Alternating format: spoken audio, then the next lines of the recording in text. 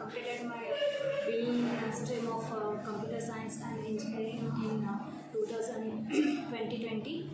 I pursued the degree with the CGPA 6.7 and I joined the JSPIDERS Rajajinagar on September 19th, and I got selected in company on 30th November 2011.